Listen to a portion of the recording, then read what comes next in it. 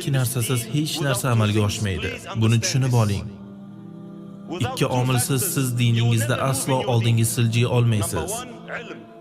Birinchisi ilm, ikkinchisi amal.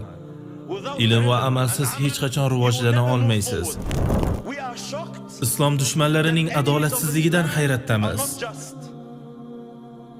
Islom dushmanlarining bizga hamdardlik ko'rsatmayotganidan hayratdamiz. Har kuni da'vo qilyapmiz, e'tiroz bildiryapmiz.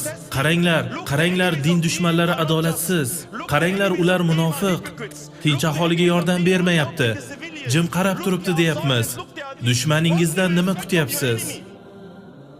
Nima uchun dushmaningiz sizning diningizga g'amxo'rlik qilishini kutyapsiz? Ey do'stim, u sening dushmaning. U seni diningni yo'q qilmoqchi. Ikki narsasiz hech narsa amalga oshmaydi. Buni tushunib oling.